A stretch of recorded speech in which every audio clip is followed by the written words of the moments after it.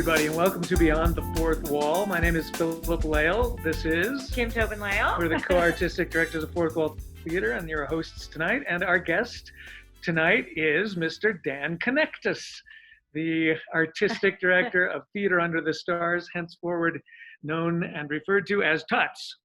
Yes. Unless you're my mother's voice recognition, which says something else. Wow. She We'll laughs leave every that to your time. imagination. We're getting off Yes. the right foot as far as I'm concerned. I think the three of us were talking just before we came on, and no one here got a lot of sleep last night. And we're not going to talk about that thing that happened yesterday and continues to happen today at all tonight. But we will talk about theater and Dan Knechtges' career and some other good stuff, hopefully. Finally, people who pronounce my last name correctly. It's not hard. Well, it's just... Well, we have that in we'll common. get into this in a minute. But when I first met you, you had a very good way of telling people how to say it. What do you always It's like connect us. Yes. That's easy. Yeah. And No. it was really good in audition rooms when like you would make the first cut and then they would go, Dan, and I would go, it's connect us, like connect us. And everyone would laugh. And it's like a good like remember me kind of. Well, we have the same thing. No one ever gets 𝗕𝗨 right either. And we always say it's 𝗕𝗨 like male. Like, And it's German, right? Yeah. Yeah. Und you as well, yeah? Und das ist Deutschland, ja. Yeah. There we go. You and I have both grew up in the Midwest. As I recall, you're from Ohio, right? I am from Cleveland area. I say Cleveland, but I'm actually the county west of Cuyahoga County, Lorain County. And I grew up like 5 minutes from Oberlin. A lot of people know Oberlin because of the college. Of course. And you went to Otterbein, though. Yeah. I did. Otterbein is like Oberlin without the money or the prestige. But it's exactly the same thing. So I don't really know the answer to this question. So I'll ask you, how did you start out in theater? I mean, now you're the director of a big theater company in Houston, but obviously we all start out differently. So how did it go for you? Well, my mother, this is exactly like Chorus Line. It is exactly. So my mother took me to watch my little sister in ballet class. And I kind of hearken back that I'm the middle child and I have an older brother and a younger sister. So my sister got a lot of attention because she was the only girl. My brother got a lot of attention because he was a boy. And I was like, starving for attention, which in reality, I have great parents. So it really wasn't that. But so I said, I can do that. I want to do that because my sister was getting a lot of attention. And my parents were great. They didn't back away and they said, you might get made fun of if you do that. Do you still want to do it? And I said, I don't care. I want to do it. And so I did. And that was my in. And the dance teacher, her daughter was one of the original Peggy Sawyers on Broadway and 42nd Street. Wow. So when we started tapping, we were doing like the opening of 42nd Street, which is really difficult, technical, old school hoofing tap. And so that was really my training. And I was like, I want to be in musicals because she did it. Wow. And the studio was up a very steep and narrow stairway. It was, it was just the Chorus Line story. And then in high school, I was in all of our musicals and shows. And because we were such a small school, they didn't have real money for a choreographer. So our director, she was really smart. She assigned each kid to choreograph one of the numbers. And so my first experience was teaching a lot of football players how to dance. Oh. Which I think really helped me in the end, cut to like 20 years later, where it's like I have to teach opera singers to dance, or like Jackie Hoffman and Xanadu, who does not dance. And so it's like it started building skills that like, you kind of figure out how to mask those people and do those things and latch on to what they really do well and, you know, put that on stage. So that was like the intro to theater for me. And did you, when you got to New York, were you a dancer? Were you a dancer singer? Were you a triple threat? And what was your break? Yeah. Well, I didn't really have an acting or chorus break. I got like a few little small gigs as like a dancer, a singer, and like the chorus of a bunch of things. But when I went to Otterbein College, I had an acting and voice scholarship. I did not have a dance. They didn't give dance scholarships. So I got a lot of acting training and then a lot of voice training, which really helped me as a dancer, because once you made the first cut and then you started to sing, they were like, oh, you sing. But when I went to New York, I think it might have overlapped a little bit with you, Phil, is that it was the early 90s and there was bupkis happening. Yeah.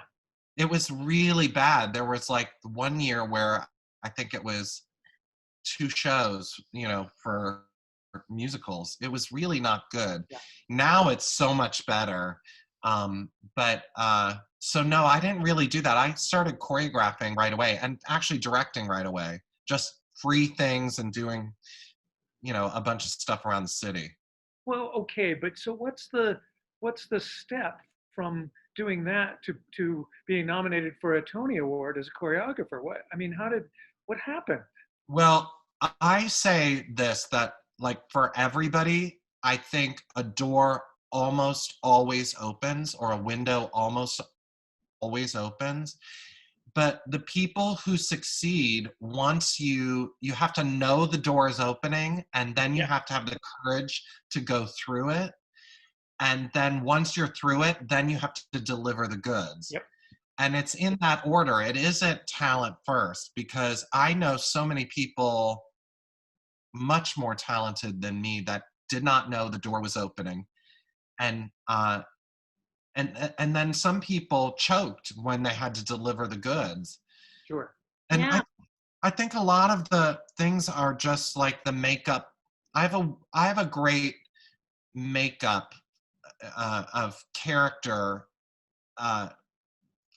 for this part of the biz, which is I'm really stubborn and I almost never give up. But I'm also I can talk to people, and I find a lot of artists don't know how to talk to people. Oh, and hello. And that's such a good trick for any director or choreographer, but it's also good for what I really did was I made friends with a lot of directors, and I really try to make their work better, not like force my work on them. Yeah. So and they appreciate it. You start out assisting directors, or? I didn't. No. And again, it's like my path. I always wanted to. I thought that's my path. That's what I have to do. I have to assist. And I did it once, and I was terrible at it. I just was terrible because I couldn't really keep my big mouth shut. And, you know, I think I was better being the front person and creating my own things. Yeah. And I was asked to assist Jerry Mitchell when I was a nobody, and I turned it down because I had a gig choreographing my own thing, and I said no. And I'm sure had I done it, I would have, you know, gotten something that would have turned into something. But you know, you never know with those. Yeah. There's always something really good though about knowing who you are and understanding that, you know, your strength is to be in the front, and that sitting in the back and keeping your mouth shut is like torture for you. I'm very similar like that. I have not done very many assistant directing gigs or being in the back. I've always been in the front, and I did shadow Gene Frankel and Mike Nichols. And it was even hard for me to keep my mouth shut with them. Sure. And luckily, they wanted my input because they saw themselves as mentors. If they hadn't wanted my input, I would have had to literally tape my mouth shut. You have to know when to speak up too. And part of that I've now learned. Yeah. And it's a lesson I keep relearning, But at that point, I didn't know. Yeah, when you're young, it's hard to know that. I mean, It's so it's hard. just hard. And I know that when I direct now, and I always try to have assistant directors because I want people to Yeah. learn how to talk to artists, because so many directors I find don't know how to figure out that each person needs to be communicated to differently because they come to the Totally. table with a different set of skills, and they Totally. hear different. They don't translate the same way as the next person Well, does. and I think I was lucky to learn a lot about directing and collaborating because I was a choreographer, and I got to experience Kevin Moriarty, who's a dear friend of mine, who's at Dallas Theater Center, genius director, in my opinion. Uh-huh. James Lapine, genius director. I mean, you know, people have their issues with James, but genius director. And it's like, I'm good because I took from him, you know, little things that I learned. Chris Ashley, who I worked with too, Yeah. genius director. Oh, yeah. Like, just, you steal those things. I'm sure it's the same with like Mike Knechtges. All I ever Mike say is that Knechtges everything has- great, it's been stolen. Yeah, Mike Knechtges has the best quote about directing, which I say it's about choreography too. It's like a good director goes into the rehearsal room. I'm going to butcher this. Goes into the Sure. rehearsal room like an archaeologist. They have a hunch and they excavating, but they don't have an answer walking in the room. Yeah, I just actually had an interview with Jennifer Dean, who directs for us a lot, and with Kevin, and I said the same thing. I said, I said the first set of blocking I do is never the show. It never ends up that way No. because I have no idea what the other people are bringing to the table. I have to pull it out of the room with the help of the rest of the people in the room. And that's the exciting thing is. too. Like I assisted a choreographer, Tony Award-winning choreographer, and when you saw the first number, you were like, this is going to be the greatest opening number of any Broadway show. And 5 weeks later, it was the same blocking. It never developed from the people in the room. It was so strict of what you could and couldn't do. And I thought, that is not me, because the minute that and part of it is my start was working with non-dancers and making them look like they could dance. And the trick there is not forcing my aesthetic on them. It's bringing their aesthetic out, which I think if I'm going to be a good director, which I think I am a good director, that is the hallmark of being a really good director. And I think a lot of choreographers who move into directing cannot get out of that strict,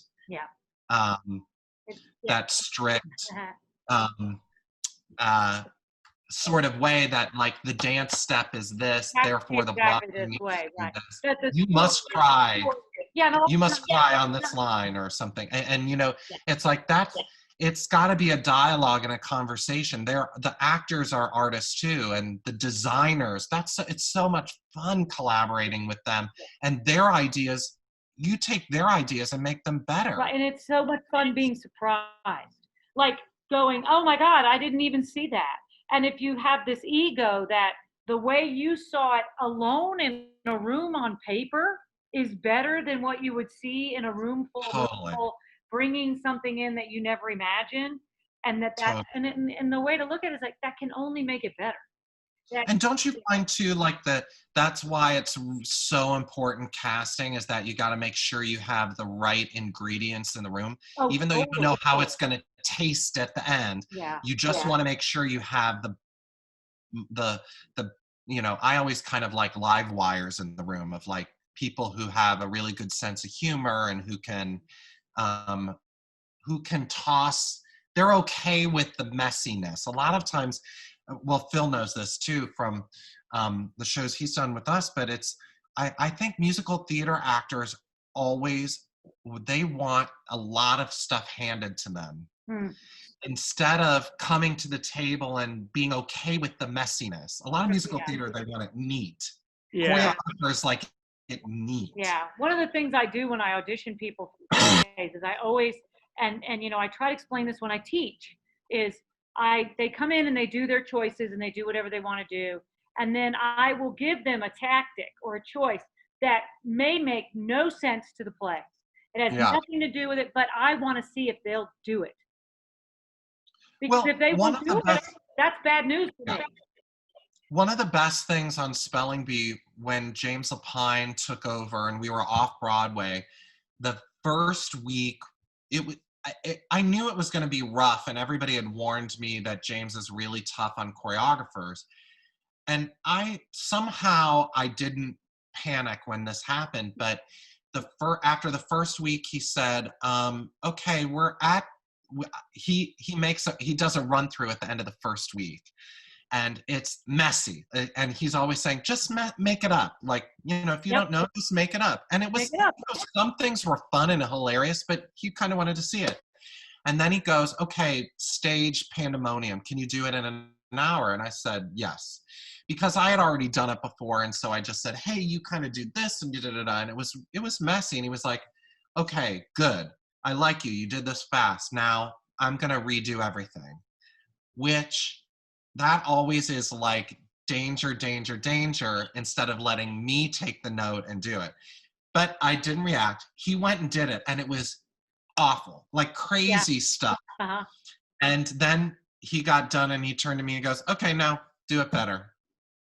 And I took a few things and made it in, and then he passed it back. And it was like this weird thing where if I had stepped out of that and didn't want to play ball, that exchange of ideas, I'm done. Like I'm done. Yeah. And even if you don't want to do it, you still have to be in the game of like doing that, because sometimes like I'm kicking and screaming doing it, but at the end there's always something that I've learned, or I put into the number. Yeah. It's that dialogue between the artist that is so, and what happens in that rehearsal room is so precious. Yeah. Well, one of the things that's always been hard for me through the years is when you work with directors who don't have that sense of play and that sense of exploration in a room, because it doesn't develop any trust in an exchange that we're creating as a team. Like when people just move you around like chess pieces on a board, they never talk about acting, they never talk about story arc or choices or tactics, or they don't even understand how to help you dig through your lack of being able to touchstone or come together and understand your relationships. If they don't let you play with that and find that connection between people, between story, between the activity that happens on the stage, then you never form a team or an ensemble. And if you don't do that because you're only pushed around like chess pieces function on their own. Yeah. They don't function as a team. You feel like you're being pushed around like an individual thing that's not connected to anything else. And I think at TUTS, TUTS used to be part of, or, was started when that summer stock sort of mentality was still there, where that, that was pervasive, especially in musical theater. Sure. In the regions of, we're going to do Dolly the way they did it, we're going to put it up in 5 days, and blah blah blah blah. And our rehearsal schedule still, and I struggle with it internally as the artist, is still set up that way. But within that, I try to make it much more organic and let the actors have equal say in who they're portraying on stage, and like what colors they bring to that palette. I mean, I'm a control freak. I will totally admit it, and I think most directors are, but there has to be that sense of play. Otherwise, I'm not an artist. Yeah. So I have to say I kind of wanted to bring this up in some different way, but I was lucky enough that you cast me in your very first production that you produced when you were the artistic director. Yes. That was Memphis. Memphis. And I knew it. Here we go. Oh, there it is. I am not. That was in such a that good photo. show. Why am I not in that photo, Dan? Because that's a big number with all those kids. And this is what I was going to get at. Do you remember how many cast members, including all the kids? A lot. 173? I think it was 50. Yeah. I think, but I could be wrong. Somewhere around 50. Huge. And there I was, and I didn't know you that well, and you gently led, and I was always like, man, that guy knows where he's going, and there are a lot of other artists in the room. The wonderful choreographer Jessica. Jess Hartman, Yes, who was my associate. Literally, she was put on this earth to clean a number. Wow. But she's a great choreographer in her own right. Yeah, Well, and Fabulous. I mean, the musical director. I mean, then there was Yeah. a kid like someone in charge of the other kids. There were, I mean, and of course, Yeah. really good designers. But it just, to me, that show came together. It was fast, It was like great. you just said, very, very fast. But it seemed like a really terrific show. And it turned out so great. And that show is one that I went in so skeptical because I had seen it on Broadway and I didn't really care for it. And, I still think it's a little bit 𝗘𝗶𝗀cie in terms of what it was trying to do. But living it and being in it, and you guys and Simone Gundy, who was like this I felt like I discovered her somehow. Yeah, well, And she was the very first person that came in an audition. Very wow. first, the whole show. tell our audience a little bit about who you're talking about, because this is a Houston artist, or I'm not sure if she's still in Houston, but She is. she is. She's when we are going to do Sister Act, she's going to play the Whoopi Goldberg part. Oh, yay. Great. Dolores. Oh, that's great. She is. She was on The Voice, and she came in and auditioned for us, and she played Felicia, the lead, the African American lead in Memphis, who falls in love with the white DJ that was played by 𝗪𝗹𝗹𝗶𝗀𝗍𝗃. Mm-hmm. Yeah. And boy, he was great too. And it was just like that mix. Yeah. That mix of people that was just wonderful. And like being in it, I kind of, I fall in love with it. And I was a hesitant artist in some ways, not artist, but a hesitant in my love of it, I guess. Mm-hmm. And by the end of it, I fell in love with it. Yeah, it seemed like it, and it seemed like one of those shows. I didn't really know the show much when we kind of started, and I was like, well, I'm going to get to know this, and I played a very small supporting role that didn't sing and certainly didn't dance, and so He dances at home. But Great. Maybe at the end of the show I'll dance a He little. can do the house dance. I call it the house dance. But it was a joy to me to just listen to and watch the numbers from the wings. It really there were the level of professionality that was on display was. I mean, I've been in shows before. I've been in musicals on Broadway, a musical on Broadway and national tour. I know what I'm talking about. That was good.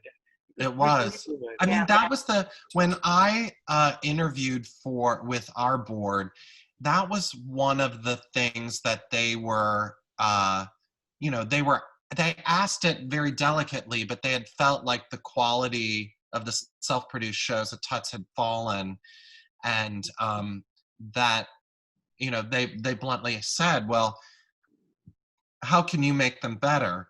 Yeah. And, I looked at everything, and one of the tricks I said, because they said you were doing these in such a big space, and, we have to fill it with these sets. And I said, well, that's not really the thing that's going to give you the most, that's going to feel the most luxurious to the audience. I said, it's cast size. And they said, well, that's expensive. I said, no. We can do our mission, which is part of our mission at TUTS is to educate kids in musical theater. And the other one was if the show had a bunch of kids dancing to the radio and proving it, then why would we not use the resources that we have?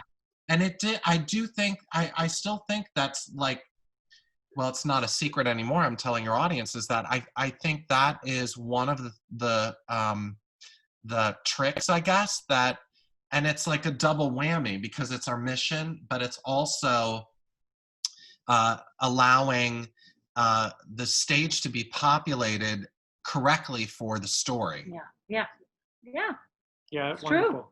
So it was great. It was And a really those good kids were so impressive too. There They were were. like 15, 17, 20 They were kids great. from the Yeah. Humphrey School who were involved Yeah. in a chorus, and they were featured in several numbers. And I felt, that you They were and great. Jess really did a very smart thing with that, and they threw down.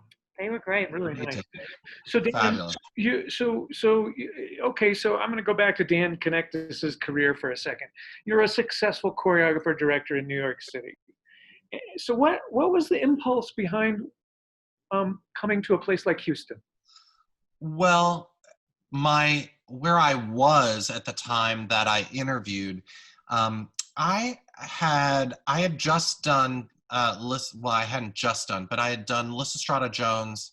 I think it was 2012 or 2011. I'm forgetting the year. But after that happened, I had had 3 or 4 other prospective Broadway shows fall through. Yeah.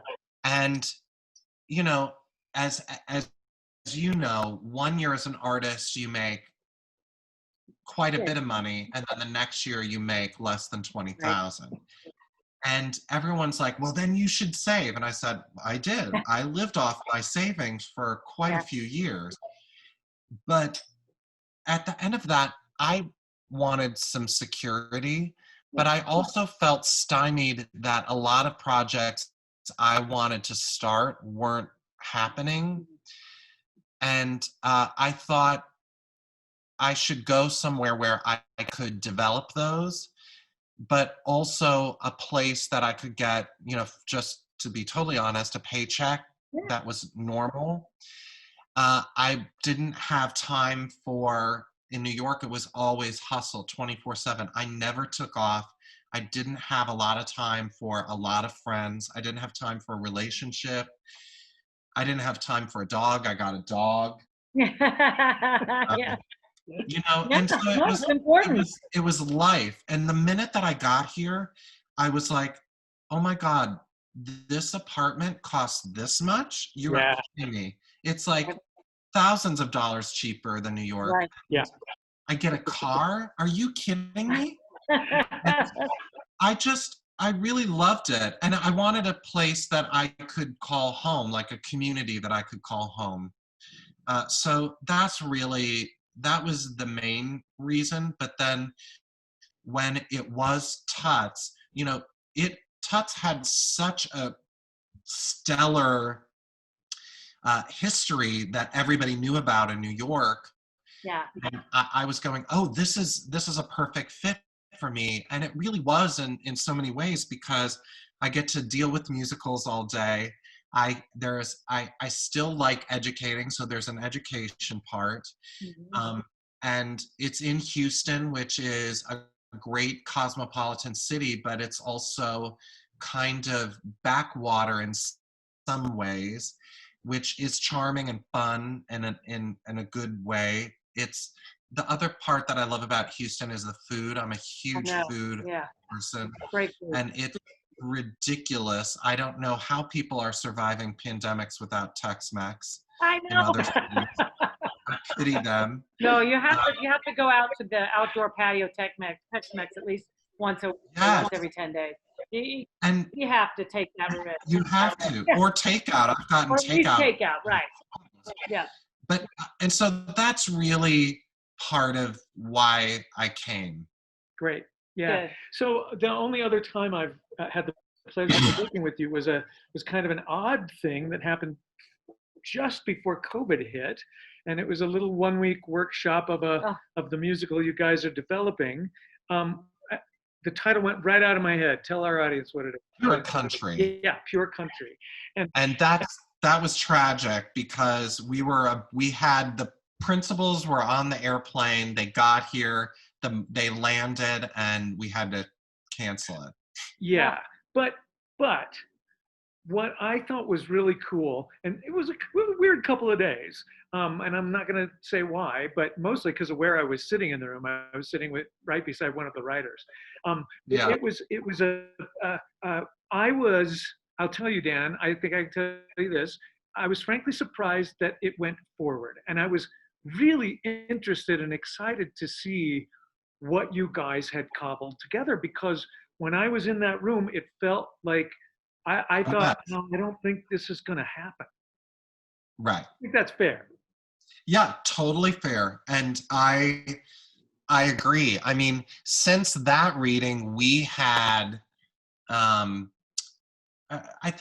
feel like that reading happened like 4 or 5 months before Probably did. we actually, yeah, I can't remember the exact date of that reading, but yeah, we needed that to show the writers the amount of work, and specifically, you know, in every musical, it almost always goes back to the book.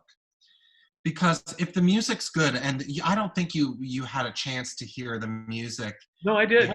You did. You sang fabulous. It's fabulous, Fantastic. that score. They're Grammy Award-winning writers, and it really hooks in.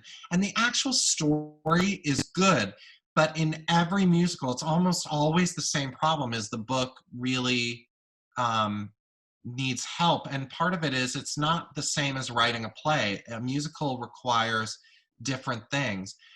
And I also say, if you're reading a musical and you get it, it's not going to be good. There has to be an element to a musical that is in 4 dimensions, not just 2 or 3. Like a play, you could read Slave Play, which I have here, and you can tell this is exciting. Yeah. But on a musical, if you're getting the excitement from the page, then there's nothing left. Like musicals require so much more visual components sometimes than plays, and it requires that essence of the performer to come in, the live voice singing, I think, or dancing. Well, there's something that, and I also feel like when I watch a musical, that's great. This is my opinion, being someone who's got a little musical history. I met Philip in a musical, but I'm certainly never going to be a lead musical singer. Yeah. But when I watch the book, when I watch the scenes, there's and I consider myself pretty good at the structure of plays. And for me, when I watch the structure of the book in a musical, the structure is more simplistic in that it's setting up an undercurrent that has to emerge in a song. Yeah. And if it's not set up, then you don't get that cathartic feeling as an audience member from the song. Or if it's explained too and much. yes, it's explained. That's what I mean by it has to be more simplistic. Because if you give me too much, then the song just feels kind of like, they're singing. But my rule is, if the book is saying the same thing as the song, the book goes. Yeah. The song almost always wins. That's how I feel like when I read them too. I'm like, yeah, if I find myself wanting to cheer or cry in a song, but I didn't know where I was going when I read the book, that's probably pretty good. Well, and also, like, people say, well, that's not true. When I read West Side Story, it's such a great book. And I said, when you read West Side Story, you are thinking and dreaming You've seen it. Leonard Bernstein's music, and you're also thinking and dreaming Jerome Robbins. Or Natalie Wood. Yeah. Right. Everybody knows it. And so you're already doing that. I bet, and sure enough, if you read the history of West Side Story, when people read it, they were like, forget it. Right. Exactly, because you've already seen it. So you're visualizing the production itself. Right. And well, Natalie Wood, because I think of most people as like, people who saw the movie. But gosh, if you saw, 𝗘𝗲𝗄𝗏 or, right, beginner people who did it and you'd never seen it. I mean, yeah. Right. How exciting. Yeah. Totally. But right. Yeah, and where we got it, I think the reading you did, Phil, I would say it was only about 20%, if that, there. Yeah. I felt like we got it about 80 to 85% there by the time we were going to start rehearsals, and I feel on a new musical, that's pretty good, because a lot of that can be written in rehearsal, and it can also be, again, tailored to the performers in the room, and which makes the piece stronger, I think, Absolutely. in total in just in the performance aspect of the piece. And also, a lot of times you go in and you have way too much material, and you got to kind of cut it away, because sometimes the staging will tell you this person doesn't like this person on stage. You don't need to say it. Yeah. It's, the unsaid stuff really can say so much. So I was really, really pleased. And, you know, we have the set, we paid so much money for the set. We have all the costumes. Yeah. It was going to be the first very large scale new musical TUTS has done in quite a long time. So it's going to happen. Yeah. We just don't know when. Is that your favorite thing? Developing a musical like that? Is that kind of... Yeah, I mean, I don't know if Pure Country is my favorite, but Yes. Yeah, because then you're working on all cylinders, because I'm dreaming up choreography, I'm dreaming up sets, I'm dreaming up the actors who we're going to hire, and then you get to work with writers, which half of the time you want to strangle them, and then the other half, they're your best friends because they've solved this great thing, or you've helped them solve this great thing. And as a director on any new piece, you feel very important. Yeah. You know, it feels like you're collaborating, and I don't know how to say it. It's just like you're firing on all cylinders. Well, new musicals are everything. Yeah, and when you're working with a writer, whether it's a play or a musical, you're watching something be born. It's like something is coming to existence in you, and you're part of it. It's like and if it actually turns out to be something phenomenal, there's no feeling like that, because you were part of that creation. And it's one thing to create a version of something great that's actually great and maybe a little different, and you've done something new. But to actually birth a new thing that is great. Incredible. I like it. Yeah. Yeah. It's phenomenal. I was thinking of a story when you were talking about James Lapine that was told to me by Nancy Opal, who I worked with a long time ago. Mm-hmm. I love Nancy. Yeah, she's still a Facebook friend and everything, but she was in the in the workshop of Sunday in the Park with George, which Lapine directed, and maybe even wrote the book.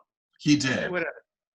But she was playing Frida, the nurse, and her partner was on stage was Brent Spiner, who people forget that Brent was a musical theater guy before he became Mr. Data on the Star Trek reboot. You know that.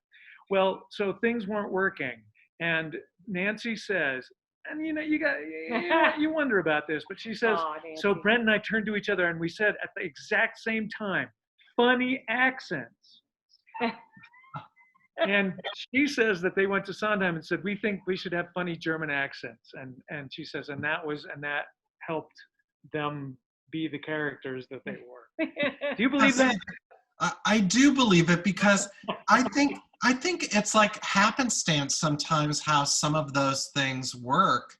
There was an instance on Xanadu where Jackie Hoffman came out on stage for the first time in her costume, and they were supposed to be these glamorous muses, and they had all this makeup and hair, and Jackie came out. And Jackie had, there she is. She's on the end. And she came out, and she had like Coke bottle glasses, which are her own glasses. Yeah. And everybody died laughing. And she cried because she thought everybody was laughing at her. Oh, no. Don't feel bad. She cries all the time. I have a couple some of it like is that. manipulative. Yeah. And we kept it in because it was just like, so it was just happenstance that it happened. And, the designer on that was really smart. And he said, no, we're keeping that. That's really unique. That's great. Yeah. That's always good stuff. I think that you're right to depend on actors and the entire creative team to bring that last 15-20%. Keep those. There you go. Those are good. That's right. Totally different look than what you were doing just a minute ago. Well, my eyes get tired when these are blue light, so they block. Oh. I get tired, so, and now I can see. I agree. The computer it does get tiring. We try to take some good breaks in the day because it's hard. So that photo we had up a minute ago was fun for me because my Broadway debut was in a show called Blood Brothers, which was a musical that was, and there was a young one. I was in the chorus and I understudied one of the larger roles, and there was another young girl in the chorus who was very quiet, kept to herself, would color backstage, coloring books, and it was Carrie Butler, and she left. Yeah, she left the show to go be Belle in Beauty and the Beast, and we were like, little quiet Carrie Butler, and look what she's done. My goodness. Yeah. Well, that's I know. Carrie Butler. Have you seen his little? I always say this because I love it. Have you seen his little Good Morning America singing with Carole King and Carrie Butler? You can look at it on YouTube. You should look it up. Oh, I'll do that. Yeah, it's adorable. It's Carole King with Blood Brothers on Good Morning America, and it's Philip and Carrie and Carol. That's when I should have known that Carrie had something going on because by that time I was playing the lead that I'd understudied, but Carrie was still in the chorus. And when they chose people to sing backup with Carol, it was me, which made sense. But Carrie, which I think there were other people in the show who were like, well, how did she get it? Why did she get it? I don't know how she did it. Because she's so good. But there she is. Yeah, it's good. It's really good. It's a fun. I love those stories too about like people like making it. Like the show that I assisted on, like nobody really knew me and everything. And then Lynn Ahrens and Steve Flaherty, who wrote it was 𝗘𝗍𝗃, but they wrote 𝗘𝗍𝗃, but they had just written Ragtime. You know, they were so big. They knew my name first day, and they are friends of mine now today. And when I was nominated for a Tony, they wrote me and they said, our little Dan, who's assistant and an intern on this show. And that's one of the great things in theater is like very rarely do things just happen. It's like it's a long process, and people come up from these strange places that you can't imagine that they're going to either make it or be the next Stephen Sondheim or something. Well, your story about recognizing the door, having the cojones to walk through it, and then being able to do it, that's really important. That in my case, I was it took me a while to get going, and then one day that door opened, and it was a very scary door, but they're all scary. Yeah, they are, aren't they? Yeah. But it did. There was something in my head that said, because somebody actually said to me, you don't have to do this. They gave me the out. They said, you don't have to walk through this door. They did, and I knew. I was like, no, this is. And generally it's for no money, usually, that whatever it is on the other side of that door. And it's mainly actors don't get paid for it, either like a big audition or something like that. In my case, I had just gone back to temping in New York, and I hadn't given up on anything, but I had started really, working during the day instead of trying to, find theater gigs, and kind of doing my own choreography and stuff like that. And I got a call from an assistant director on a show that I had choreographed, who had become the associate at Barrington Stage Company. And she said, hey, I have a workshop of this new show called Spelling Bee, but it's for no money. And Bill Finn said, you can only do 2 numbers because he doesn't know you. And I was like, oh, I just got a job? Do I really want to do this? It's no money. And I did it. And then Bill Finn called me when I had gotten back. He said, can you come back next weekend and do all the numbers? Look at that. And from there, he fought for me the whole way. He said Dan is the choreographer, and told James Lapine that Dan is the choreographer. And James Lapine was like, no, I'm going to interview a bunch of people. And he did. I was one of them, but James chose me. And that door was scary too. It's like, you go to the Schubert office and you're going to interview with James Lapine. And I was like, I am meeting a Pulitzer Prize winning idol of mine. Yep.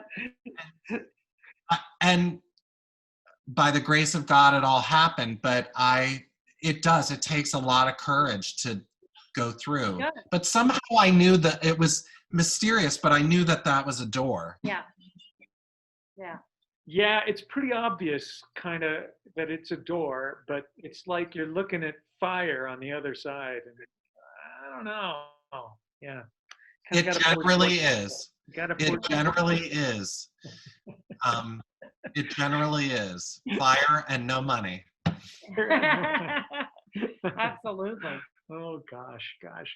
So Go ahead. no, I was going to say, so I know that we were coming up on our 10-minute window of ending time, and we want to make sure that there's nothing you want to bring up or talk about. Yeah, what have we missed? Have we missed anything? Well, if anyone is interested, we have our gala on Saturday night. We have that for you. Here we go. Yeah. And you can buy a virtual ticket to see Brian Stokes Mitchell. That's at, I believe I'm going to say 8 p.m. I think it's 8 p.m. on Saturday. Yeah. I'm there all day, so whatever. It's 8 p.m. and you can go to TUTS.com. All the info's there. And even if you don't want to do that, you can also, we have a online auction with a bunch of items. So all of that info is there too. And as you guys know at Fourth Wall, the best thing that people can do right now is support and all of us in some way, and even if it's a small amount, it really truly helps, because we are in tough times right now, all of the theaters. And something that I would like to say is that a positive thing from the pandemic is I like that it feels like all of the theater communities, the artistic directors, we're all meeting. Mm-hmm. And it's been such a great collegiate group. And I don't think that would have happened had this happened, that we need each other. We need to support each other. We do. And I think it has given us all an opportunity, because we have a little more time, even though we are working harder in some ways, to put each other together on Zoom is not that difficult of a thing. And I think it's allowed us to really be able to say, hey, how do we make this community something that patrons look at as a community, and they jump from theater to theater and donate to the community as a whole, and see the community as their home and not just one theater. That would be my dream, is that we have a theater community of folks who want to see theater and pay for theater at all of our theaters. That's the thing. It's like, I think people don't really realize, and it doesn't matter what theater it's at, Fourth Wall or Ensemble or the Alley or TUTS or Houston Grand Opera. I mean, Houston Grand Opera, putting on those operas is so expensive. Yeah. And to have that in this city is a remarkable thing. And that's the only way Houston is going to make it on the map, is not through all of the businesses. I mean, we do need them, but it's all a part of it. Like, you can't have a piece of the pie missing, and the arts is a big piece of that pie. I totally agree. We're so grateful, Dan, that you and Rob Melrose especially, I think of TUTS and the Alley as the flagship theaters of Houston. Well, that's nice. Well, it's I'll true. take I mean, the size of it and the the history behind both organizations is makes it true. It's Yeah. whether it is true or not, but it is true now. I think it always was. And you know, before both of your predecessors were not interested, frankly, in the theater community and the theater ecosystem. They didn't see it as something to be grown. And so the fact that I just want to say that again and publicly that I'm Yeah. so grateful for your attitude and Rob's. Yeah. And so it allows, you know, the rest of us to have our ideas and, you know, Well, it allows for a sense of community for the artists too, that they understand that, like in New York, when I was in New York, I worked off Broadway in a dump. Then I moved up to a nice off Broadway venue. Then I was actually auditioning for a couple Broadway things down there. That the artists hone their craft, they work on their craft, they learn the community, they get to know directors, they get to know other artists, and we move amongst the communities as our skill set and our resumes improve. We have the opportunity to move amongst that community. And we didn't feel like that not that long ago. That Yeah. we felt like, oh, well, we better go get into that one theater because we're never moving out of that one. Oh, how Doesn't feel sad. like that. Like as an artist, you want new things all the time to be inspiring you and causing you to make different choices. Yeah, and you want to work with other artists. You want to be inspired by someone you've never worked with before. I mean, that's something that sometimes is very, used to be very sad when you didn't feel like you go to another theater. You're like, well, where am I going to be challenged? When am I going to work with someone who's better than me? Who I've never seen that kind of skill before. That's what we were talking about as being a director. I want to be inspired and go, oh my God, I would have never thought of that by myself. You know, and I Yeah. remember that feeling in New York a lot. And I have it here now too, much more because we're working more openly in the last few years until the COVID, you know, came along. But you and Rob do have a lot of responsibility for opening that dialogue. And it's been really heartwarming for us. well, and the cross-pollinization Thank you. happens when, like, you know, like I get to be in Memphis. I get to work with these people that you brought in from mostly New York, other cities, but also local people and kids from the Humphrey. I mean, it's just that, the stuff that happens, you know, because of that is Yeah. wonderful, and the connections that are made. That makes the whole town stronger and better. Well, and I think we can make a deeper and maybe broader pool of artists we can sustain them, you know, in Houston. Yeah. Yeah, and encourage even some more professionals to maybe move here and help continue to expand the community. Well, yeah. there was actually I heard an anecdote. Somebody, J.J. Johnson, who runs Classical Theater Company, said that he opened his. He just said to the community, if anybody wants to talk. This was early on in COVID, and 4 or 5 people got in touch with him, and they said, you know, I heard about Houston. I moved here because I'm an actor, and I heard that it was, you know, a hot theater town. And, you know, of course, they've been stymied by the virus, but that's a wonderful thing That's for good me news. to hear. Yeah. That people are being attracted to the town because they've heard that it's vibrant and professional and open, and that they can get, you know, they can get seen.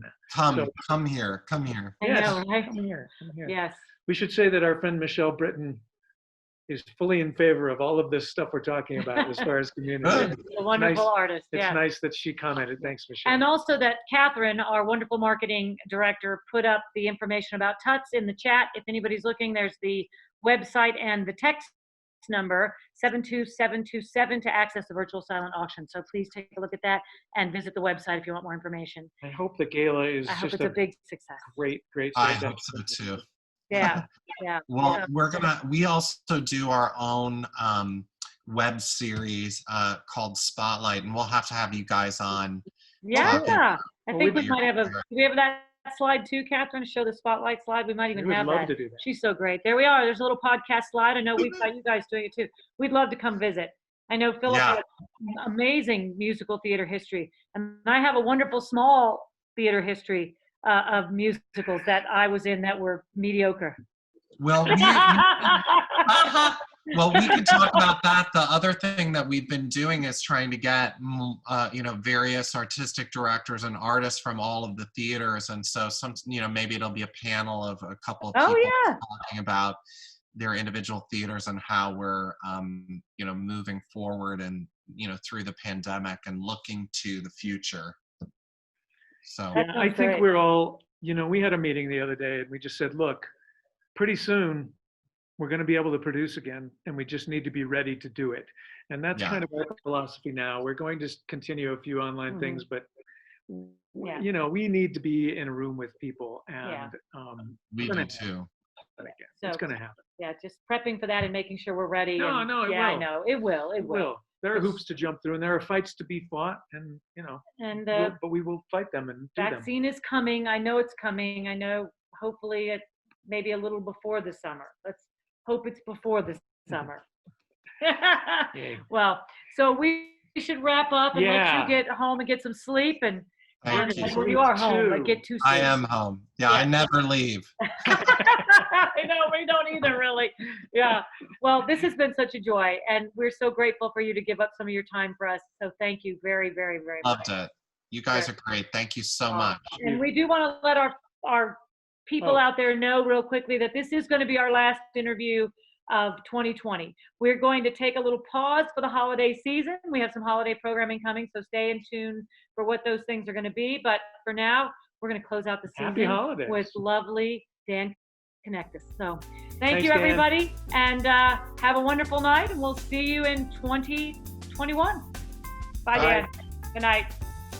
Beyond the Fourth Wall is produced by Fourth Wall Theater Company, Houston's home for extraordinary performances up close. Each guest is paid for their appearance on this series, in accordance with our mission to pay artists a living wage. Follow the links in the video description to support Fourth Wall with a tax-deductible gift, or to subscribe to our upcoming 10th anniversary season. And I'm going to let Philip introduce tonight because I always do it because I'm bossy and, you know, I'm a pushy old broad and I just always do everything. And I'm pushy too, so I appreciate it. so, right? It's just my nature. Or that's, I'm an old Texas broad. That's how I was brought up too. So you introduce tonight and then we'll go from there.